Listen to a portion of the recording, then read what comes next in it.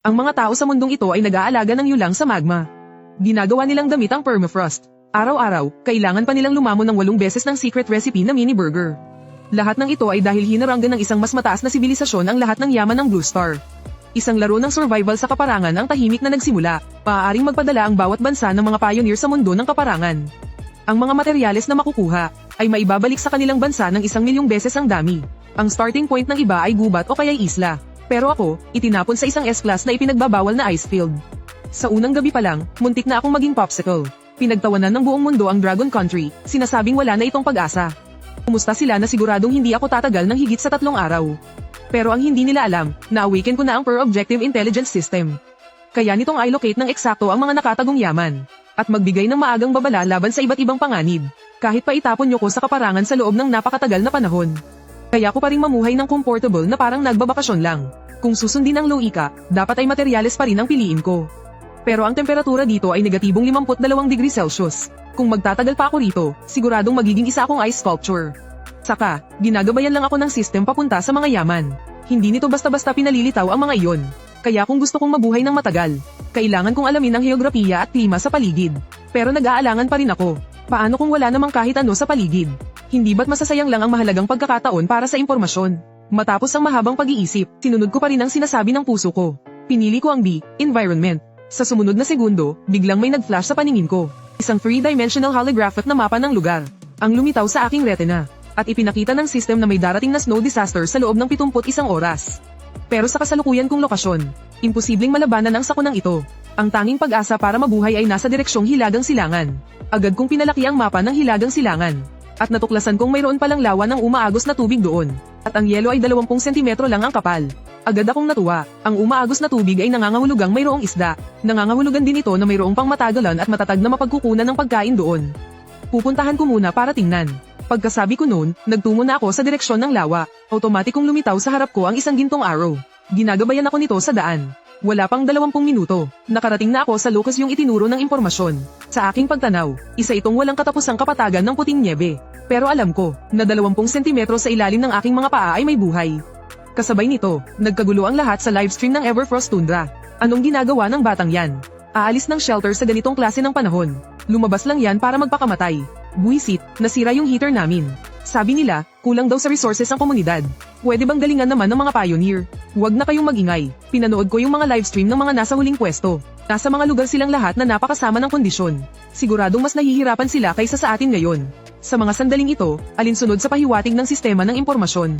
Nakarating na ako sa destinasyon. Matapos makahanap ng tamang pwesto, hinawakan ko ng mahigpit ang pala na gawa sa alloy. At buong lakas na pinukpok ang pinakamahinang bahagi ng yelo. Pero mga durog na yelo lang ang tumalsik. Hindi nagtagal, namanhid ang braso ko dahil sa impact. Nanigas na rin sa sobrang lamig ang mga daliri ko. Pero hindi ako nang ahas na tumigil.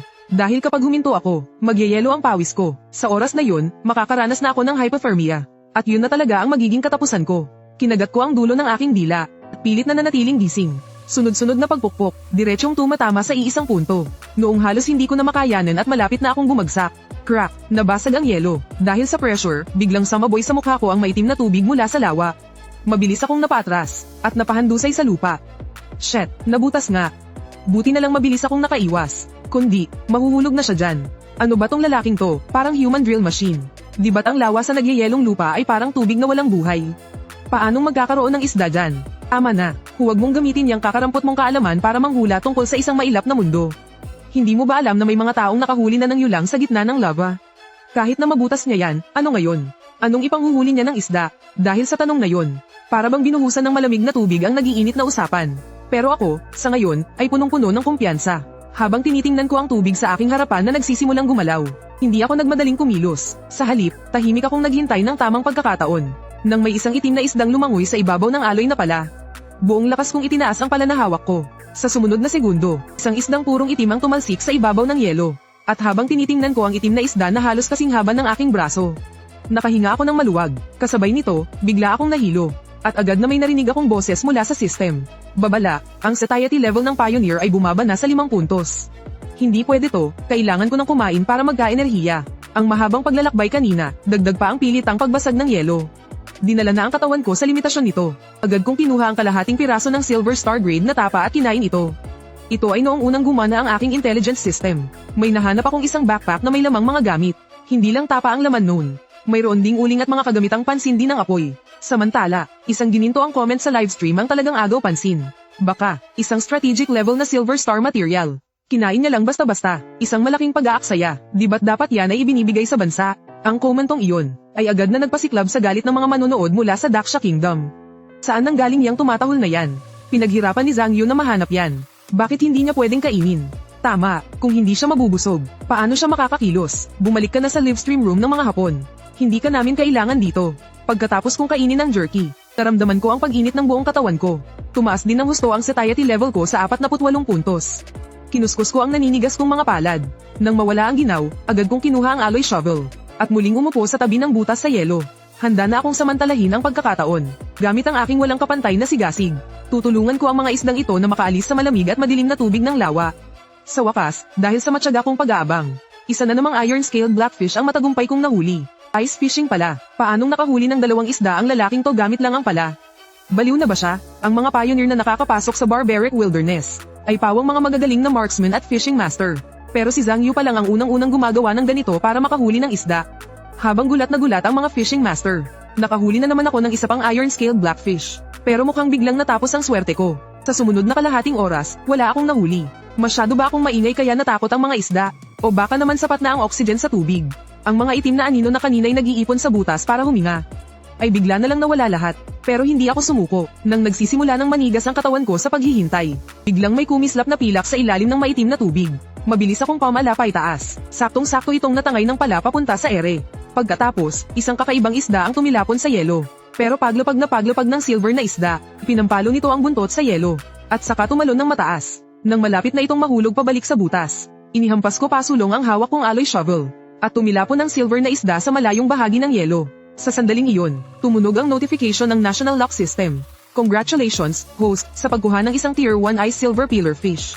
Kapag kinain, malaki ang idadagdag nito sa iyong cold resistance. Nang marinig ko yun, agad akong natuwa. Hay, sulit din ang pagod ko sa loob ng ganito katagal.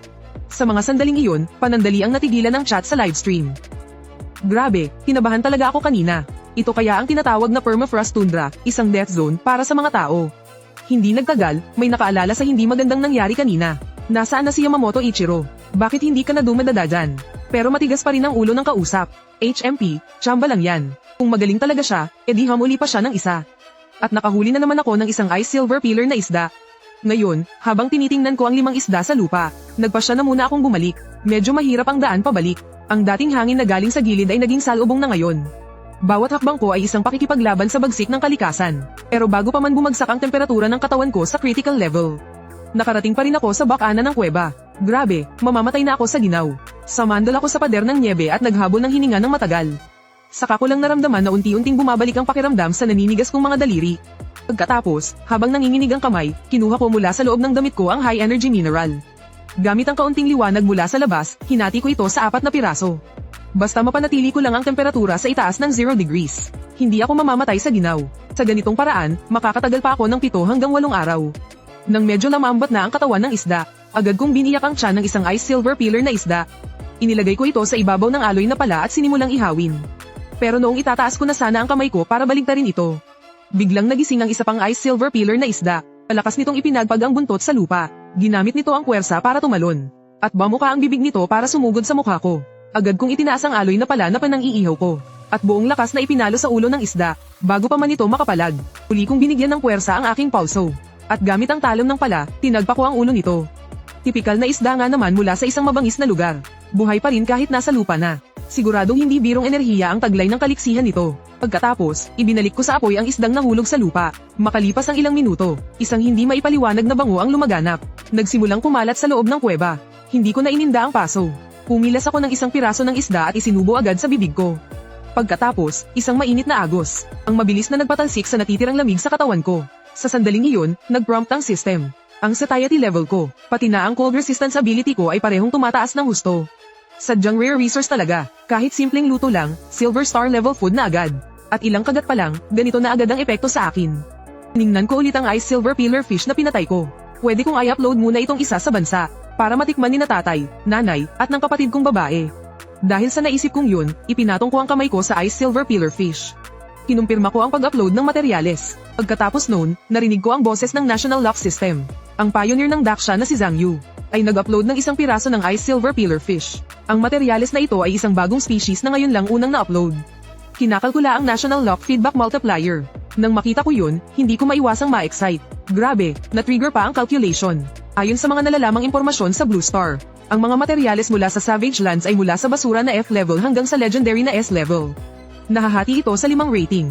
Habang mas mataas ang rating, mas mababa ang multiplier ng ibabalik na materyales. Pero sa pagkakataong ito, ang mga numero sa light screen ay nagsimulang magtalunan na parang baliw. Binabati kita sa pag-trigger ng Rare Resource Critical Reward. Ang multiplier para sa kontribusyong ito ay 10,000 beses. Ang materyales na ito ay direktang ihahatid sa official reserve cold storage ng Daksha Nation. Hindi pa ako nakakabawi mula sa nakakatakot na numerong yun. Nang sumunod ang pangalawang prompt, binabati kita, Pioneer, sa iyong unang pag-upload ng Ice Silver Pillarfish.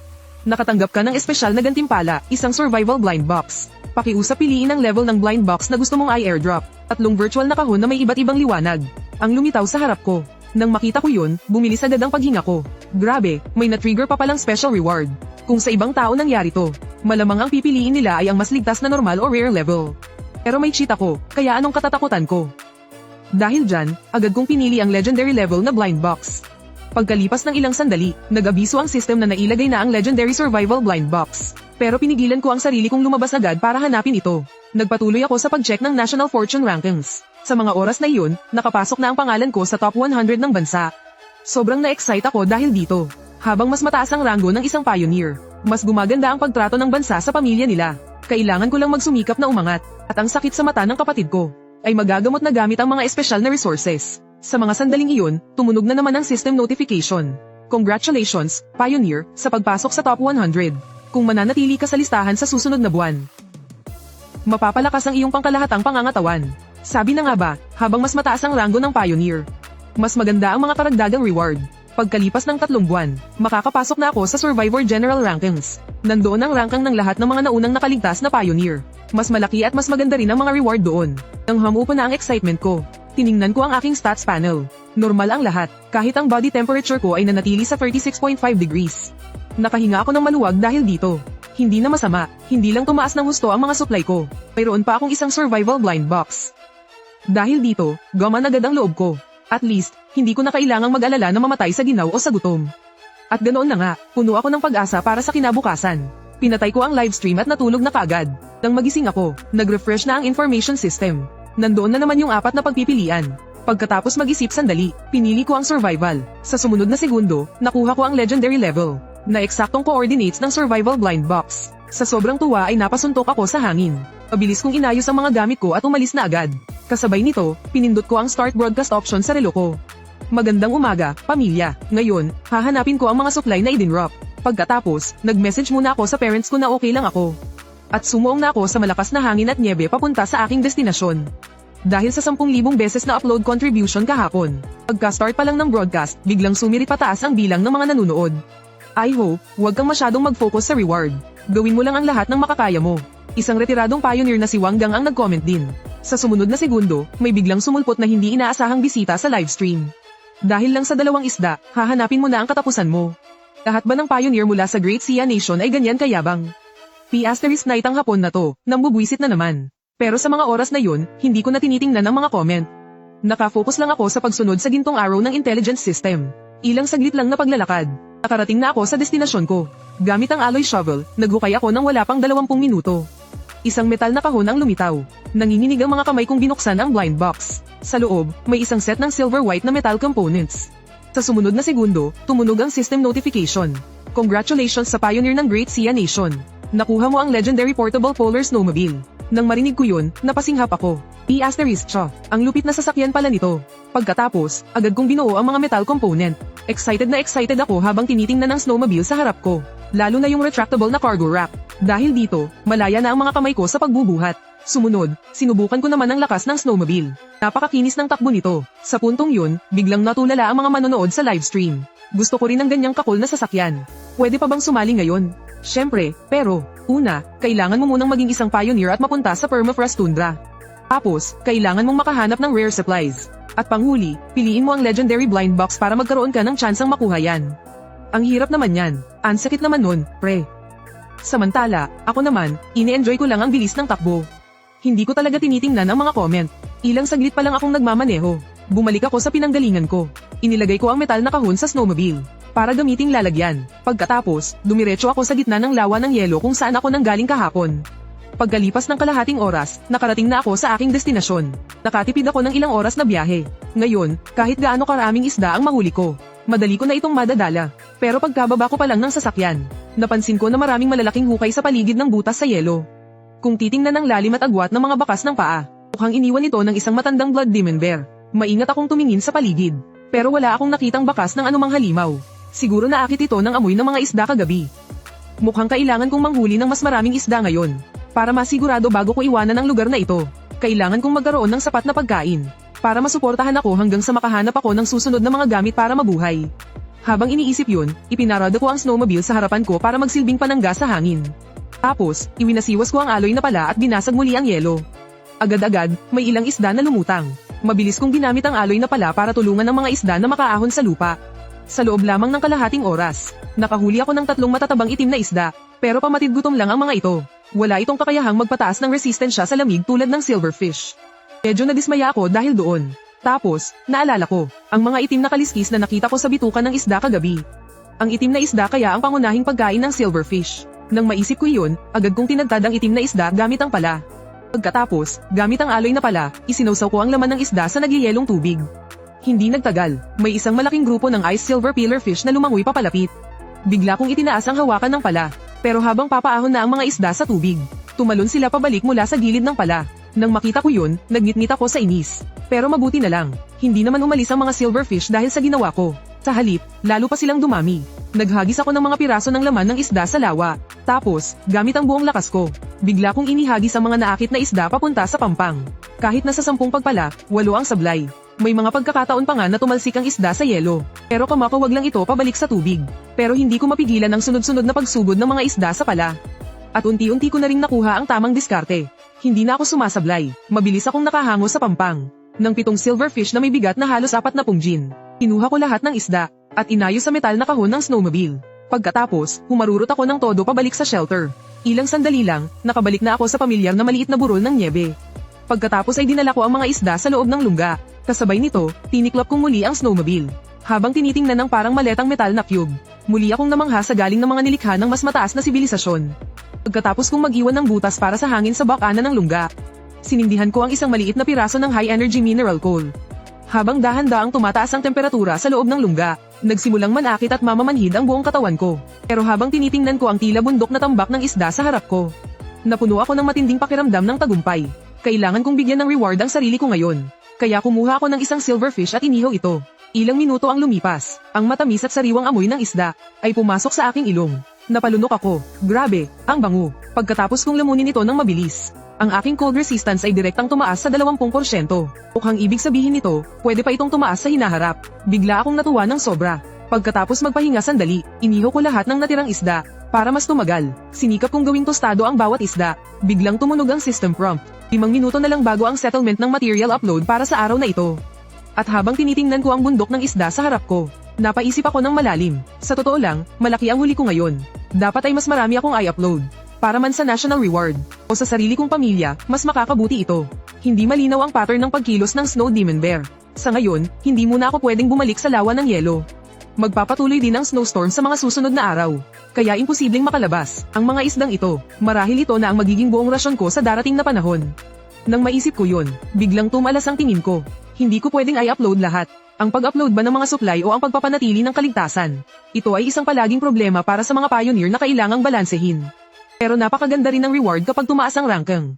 Sa unang 3 buwan, ang top 10 na mga pioneer sa leaderboard ay makakatanggap ng malalaking benepisyo. Habang ang mga pioneer na wala sa leaderboard, karamihan ay matatanggal sa laro dahil sa iba't ibang dahilan. Nag-isip-isip ako, at ipinatong ko ang kamay ko sa isang golden brown na inihaw na ice silver pillar fish. Kinumpirma ko ang pag-upload ng mga supply para sa araw na ito. Pagkatapos nito, narinig ko ang boses ng National Lock System. Ang Dasha pioneer na si Zhang Yu ay pumasok sa top 50. Kung mananatili siya sa listahan sa susunod na buwan, makakatanggap siya ng reward na 5 bote ng primary health potion. Agad kong binuksan ang National Lock Leaderboard. Nasa ika-42 na ang ranking ko ngayon. Kapag nakuha ko na ang health potion, Makakapanghunt na ako ng mga magical beast. Sa ganitong paraan, mas tataas ang tsansa kong mabuhay. Sakto naman, sa loob ng 3 metrong layo mula sa bakana ng kuweba, may narinig akong mabibigat na yabag sa nyebe. Pagkaraan ng 1 segundo, may naamoy akong mabaho kasabay ng malakas na paghinga.